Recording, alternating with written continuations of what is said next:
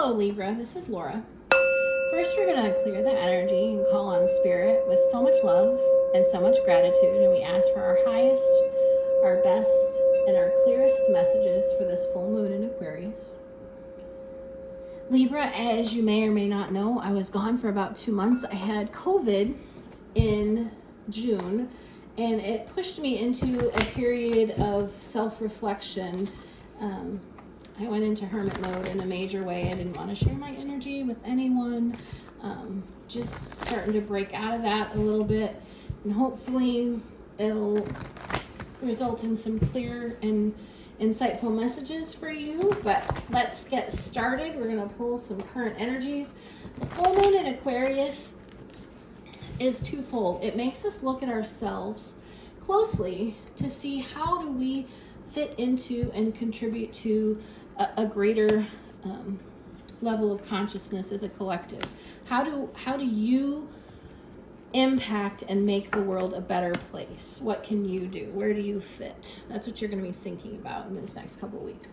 So what the energy that you're currently in, conclusions are within reach, full moon eclipse, last quarter moon in Aries, work through your feelings, and it's time to release negativity, full moon in Scorpio. So what's coming up for me, for you Libra, is that you have a long-standing emotional issue that you have been investing a lot of time and energy, not always positively, and it's time for you to close that out.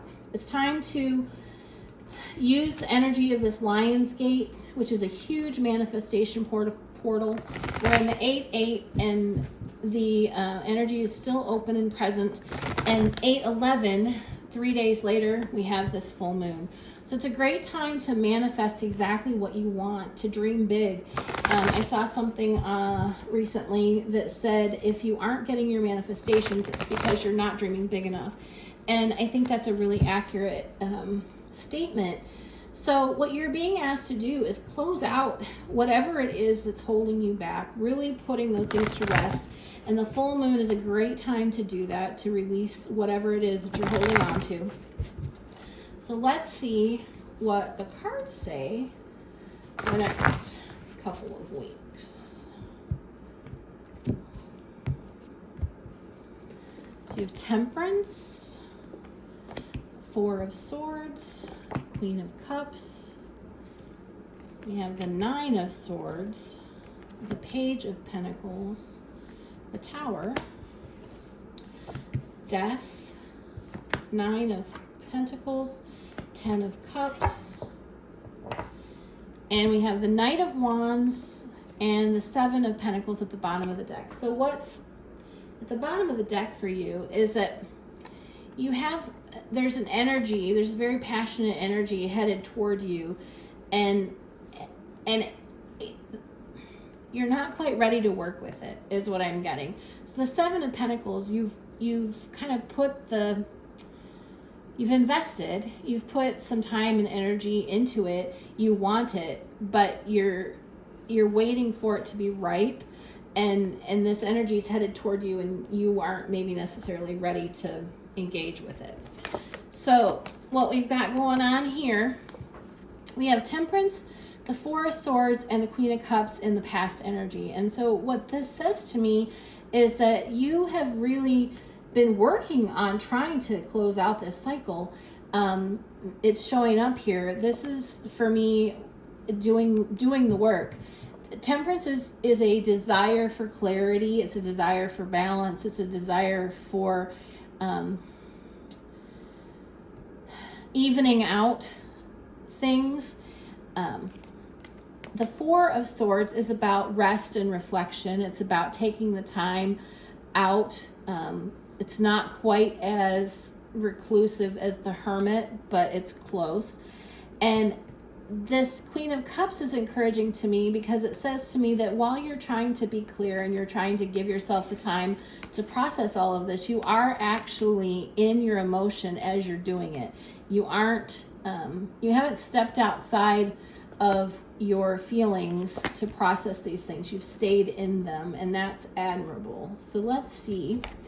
In the current energies, you're a little up in your head though, so I don't know if if it's because you're getting ready to close this out, and that anytime we're closing out a major cycle, it can bring up anxiety for us because it's familiar, and it's something that we've known, and even though it might not have been good for us, it is the known quantity.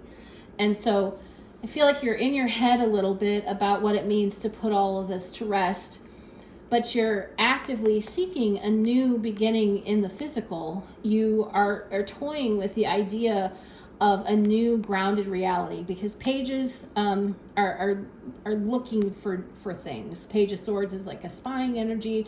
The Page of Pentacles is this wishing for something to come to fruition in the physical plane, because Pentacles are about the 3D, they're about the physical.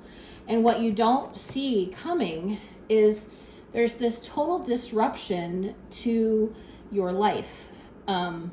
And towers can be good and they can be bad. It's really how you accept the energy, how you work with it, that makes a tower good or bad.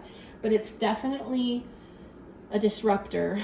It is more than likely going to shake you out of this energy and cause you to feel no other choice than to put this behind you, is what is coming through for me. And the reason that I say that is because you're getting ready to be transformed. The Death card is about transformation. It's about shedding the old and stepping into the new.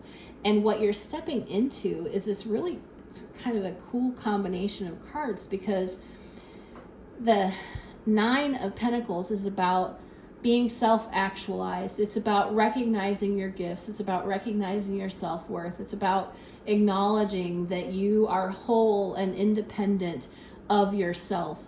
And once you've reached this place as a person, you're able to be in a connection that is interdependent and not codependent.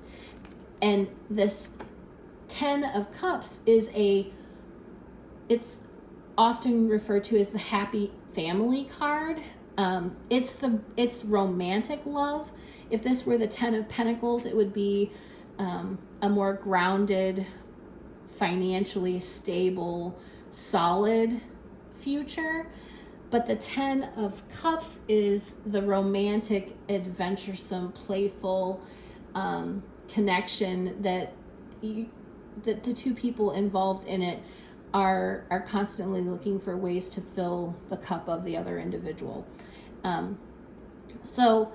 And we really can't fill someone else's cup until we have it all together for ourselves. And so this is the transformation, Libra, that you're going through. And it is not an easy one. So I send my love and my positive energy to you in your endeavor with this. It's hard, good work, Libra, and I applaud you for doing it. And I hope that you found this message helpful, and take care of yourself in these next couple of weeks. Hello, Laura with Listening with Love Tarot. I just want to thank you for watching the video to the end. If you like the content, please like, share, subscribe, and comment. It helps me know which direction to go.